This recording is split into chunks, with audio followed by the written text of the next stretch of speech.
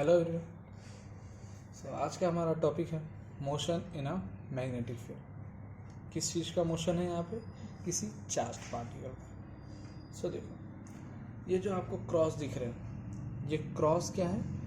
Direction of a magnetic field. और यहाँ पे मैग्नेटिक फील्ड कैसा है? इस पेज के अंदर की तरफ जाता हुआ, जो पेपर का प्लेन है इसके अंदर की तरफ जाता हुआ मैग्नेटिक फील्ड का डायरेक्शन है। और हमने यहाँ पे चार्ज पार्टिकल का मोशन परपेंडिकुलरली लिया है मैग्नेटिक फील्ड के। आगे हम नेक्स्ट केस भी देखेंगे जब वो परपेंडिकुलर नहीं होगा, कोई एंगल बनाएगा। अभी के लिए देखो, यहाँ पे मैग्नेटिक फील्ड है, चार्ज पार्टिकल मूव कर रहा है, तो इस चार्ज पार्टिकल पे कोई फोर्स भी लगेगा। और वो हम कैसे फाइंड करेंगे? फ्लेमिंग्स लेफ्ट हैंड रूल से। देखो, फ्लेमिंग्स लेफ्ट हैंड रूल क्या होता है? ये जो है आपका 4 फिंगर, ये मैग्नेटिक फील्ड का डायरेक्शन शो करता है, ये करंट का डायरेक्शन शो करता है। या फिर आप बोल सकते हैं कि अगर पॉजिटिव चार्ज पार्टिकल है तो चार्ज पार्टिकल के मोशन का डायरेक्शन शो करेगा। और ये है आपका फोर्स का डायरेक्शन, ये थंब जो है ये आपके फोर्स का डायरेक्शन शो करेगा। तो देखो, मैग्नेटिक फील्ड अंदर की तरफ जा रहा है और चार्ज पार्टिकल इस डायरेक्शन में जा रहा है। तो देखो आपके फोर्स का डायरेक्शन कैसा होगा। देखो, हमने लिया कि मैग्नेटिक फील्ड अंदर की तरफ है, ये देखो, और फिर ये आपके चार्ज पार्टिकल का मोशन के डायरेक्शन, ये देखो दिख रहा है। और ये आपका फोर्स का डायरेक्शन। फोर्स कौन से डायरेक्शन में लग रहा है? इस थंब के डायरेक्शन में। फोर्स ऐसे लगना है उस पर, ये है फोर्स का डायरेक्शन। अब जो आपका चार्ज पार्टिकल ऐसे मूव कर रहा था, अब इस डायरेक्शन में फोर्स लग रहा है, तो कैसे मूव करेगा? ऐसे, बराबर। और यहाँ पे हमने पॉजिटिव चार्ज पार्टिकल लिया, मतलब करंट का डायरेक्शन और चार्ज पार्टिकल के मोशन का डायरेक्शन क्या होना? सेम। तो अब देखो, आपका चार्ज पार्टिकल ऐसे मूव करने लगा कुछ, हाँ, ऐसे मूव करने की कोशिश करेगा। और ये मैग्नेटिक फील्ड तो अंदर की तरफ। तो वापस से जब आप Fleming's left hand rule apply करके देखो तो आपको पता चलेगा कि फोर्स का डायरेक्शन कैसा है? ऐसे, वापस से नीचे की तरफ। तो ये चार्ज पार्टिकल जो है ऐसे ना मूव करके वापस से कैसे मूव करेगा? ऐसे, दिख रहा है? सही है, वो ऐसे मूव करने लगा। अब तब ये चार्ज पार्टिकल कैसे मूव करना चाहेगा? इस डायरेक्शन में। पर जब हम फ्लेमिंग्स लेफ्ट हैंड रूल वापस से अप्लाई करोगे तो आपको दिखेगा कि फोर्स इस डायरेक्शन में लग रहा है, तो चार्ज पार्टिकल वापस से ऐसे मूव करेगा, दिख रहा है? और फिर फोर्स इस पे ऐसे लगेगा, और फिर ये ऐसे मूव करना चाहता था पर फोर्स इस पे ऐसे लगा, तो फिर इस तरीके से मूव करेगा ये। देखो, वो उसने कैसे सर्कुलर पाथ पे वो मूव करना चालू कर दिया। और ये जो अब चार्ज पार्टिकल वो इसी तरीके से इसमें मूव करता रहेगा। और यही प्रिंसिपल बेस्ड है पे बेस्ड है आपका साइक्लोट्रॉन पर। उसमें इलेक्ट्रिक फील्ड भी होता है, सिर्फ मैग्नेटिक फील्ड नहीं होता, पर लगभग ऐसा ही प्रिंसिपल होता है कि वो चार्ज पार्टिकल उसमें ऐसे सर्कुलरली मूव करते रहता है। वो आपका नेक्स्ट टॉपिक हम अगले लेक्चर में देखेंगे। देखो, अब ये सारे फोर्स जो है किसी सेंटर की तरफ लग रहे हैं, देख रहे हैं, किसी सेंटर की तरफ से अप्लाई हो रहे हैं। तो इस पे कौन सा फोर्स लग रहा है इस चार्ज पार्टिकल पे? Centripetal force. बहुत ही सिंपल है। देखो, Fc = mv²/r। और ये v²/r क्या है आपका? सेंट्रीपिटल फोर्स का एक्सीलरेशन, मतलब सेंट्रीपिटल एक्सीलरेशन v²/r। अब देखो, इस पे मैग्नेटिक फोर्स भी लग रहा है, वो क्या होगा? QV क्रॉस V क्या है? Motion of A charge particle, B magnetic field. अब देखो, फोर्स जो है ये V और B के परपेंडिकुलर है। और यहाँ पे आप जानते हो V और B के बीच में एंगल क्या बन रहा है? देखो, वेलोसिटी और मैग्नेटिक फील्ड के बीच एंगल क्या बन रहा है? 90। अगर मैं क्रॉस प्रोडक्ट उठाता हूँ तो क्या आएगा? QVB sin 90, बराबर। सो ये है आपका क्यू वी बी, ये है आपका मैग्नेटिक फोर्स। हम इसका मैग्नीट्यूड ले लेते हैं तो ये आएगा, ठीक है। सो इसको हम बोलते हैं इक्वेशन 1 और ये आपका इक्वेशन 2। फ्रॉम इक्वेशन 1 एंड 2 दोनों फोर्स जो है किस पे लग रहा है, एक ही चार्ज पार्टिकल पे। से देखो अगर मैं इन दोनों इक्वेशन को इक्वेट करूँ, m v square by r equal to q v b, तो क्या होगा, एक वी से एक वी कैंसिल, तो आपको मिलेगा r equal to m v upon q b. मतलब क्या है, ये जो आर है आपका रेडियस, ये जो सर्कल बन रहा है इसका रेडियस, ये किस पे डिपेंड कर रहा है, बस इस चार्ज पार्टिकल के वेलोसिटी पे। मतलब जितनी ज़्यादा वेलोसिटी होगा उतना ही ज़्यादा बड़ा वो क्या करेगा, सर्कल बनाएगा, उतने ही बड़े सर्कुलर पाथ में वैसे मूव करेगा, समझे। और जितना छोटा आपका वेलोसिटी है उतना ही छोटा उस सर्कल का रेडियस होगा। सो ये आपका है इक्वेशन 3। अब ये सर्कुलर पाथ में मूव कर रहा है, सो इसका कुछ एंगुलर वेलोसिटी भी होगा। एंगुलर वेलोसिटी क्या होता है, v by r. So from equation 3 अगर हम v एंगुलर वेलोसिटी फाइंड करें तो देखो वो कैसा दिखेगा, क्यू बी बाई एम। और आपको पता है एंगुलर वेलोसिटी क्या होता है, 2 पाई एफ। और एफ क्या होता है यहाँ पे फ्रीक्वेंसी, आप चाहे तो इसको न्यू से भी रिप्रेजेंट कर सकते हो, equal to Q B by M. तो देखो आपका frequency Q B by 2 pi M.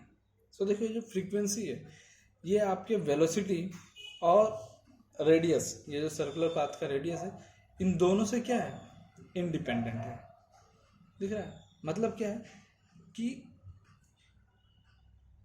कितना बड़ा भी वो सर्कल बना या फिर कितनी भी तेज वेलोसिटी से वो मूव कर रहा है, कितनी भी हाई वेलोसिटी से वो मूव कर रहा है, पर फ्रीक्वेंसी क्या रहेगा, सेम।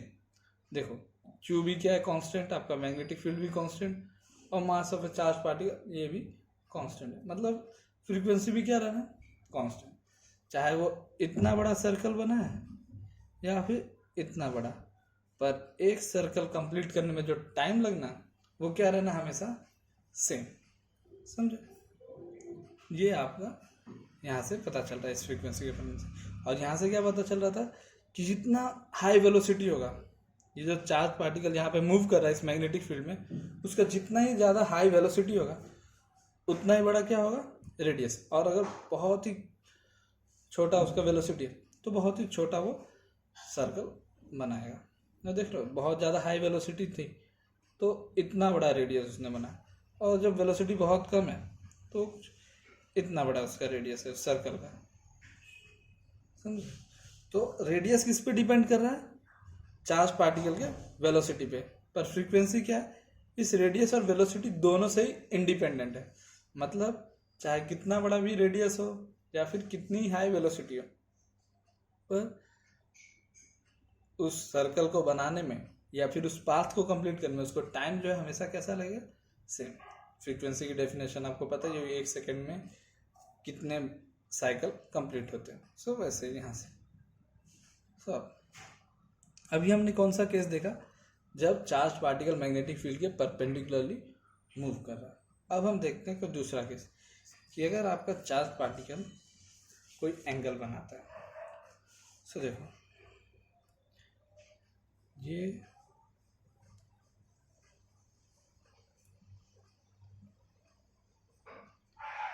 ये है आपका एक्स एक्सिस, ये वाई एक्सिस और ये जेड एक्सिस, बराबर। और ये मैंने लिया मैग्नेटिक फील्ड का डायरेक्शन।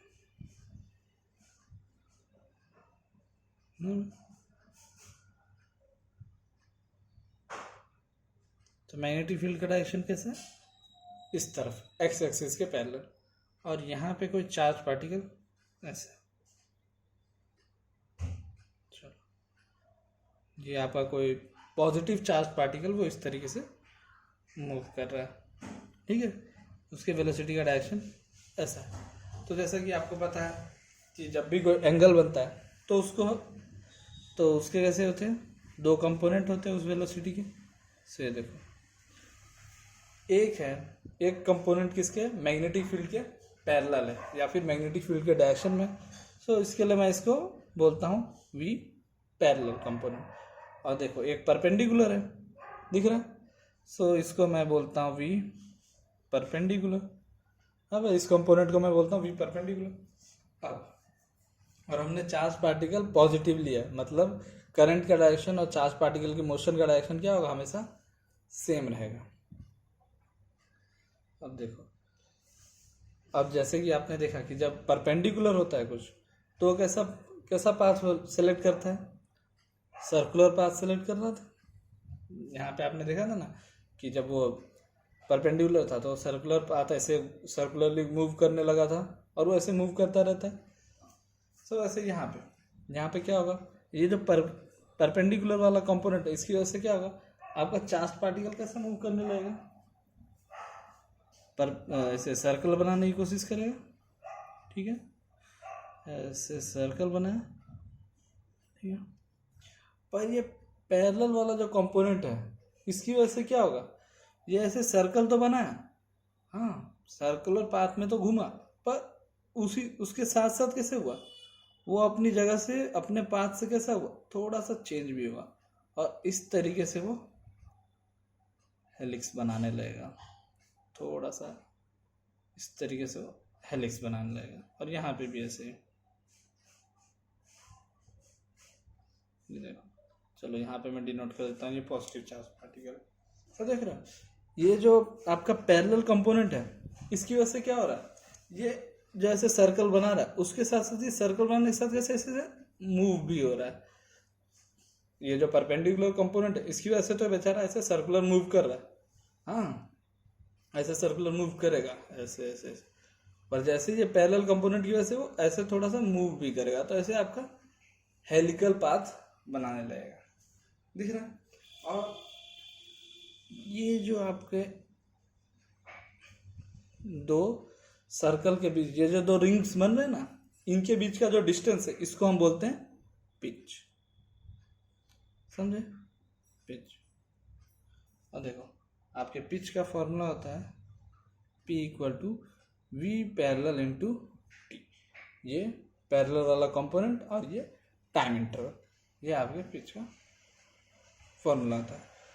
और इसकी वजह से एक बहुत ही खूबसूरत आपको नज़ारा दिखने मिलता है, जो यहाँ पोलर रीजन्स में ज़्यादा करके आपको देखने मिलता है। मतलब ये पोलर रीजन्स में ही दिखता है, नॉर्दर्न कनाडा या फिर अलास्का में। और उस ब्यूटीफुल फिजिकल फिनोमिना का आप बोलते हो ऑरोरा बोरेलिस, ठीक है। ये आप चाहे तो इसको यूट्यूब पे देख सकते हो, आपको ऐसे बहुत सारे मिल जाएंगे ऑरोरा बोरेलिस करके। आप देख लो कोई वीडियो तो आपको बस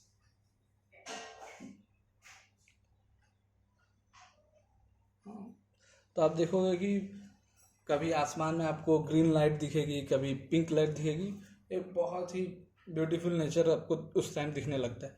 सो उसके पीछे जो रीज़न होता है यही कि जब भी आपका पोलर रीजन्स में सोलर फ्लेयर के टाइम में क्या होता है कि बहुत सन जो है बहुत सारे चार्ज पार्टिकल को रिलीज करता है, हाँ। और आपको पता है अगर ये आपका अर्थ है, ये नॉर्थ पोल है, ये साउथ पोल है, तो ऐसे मैग्नेटिक फील्ड का डायरेक्शन होता है आपके अर्थ में, पता है ना, अर्थ में मैग्नेट होता है, हाँ। सो इस तरीके से मैग्नेटिक फील्ड होता है अर्थ में।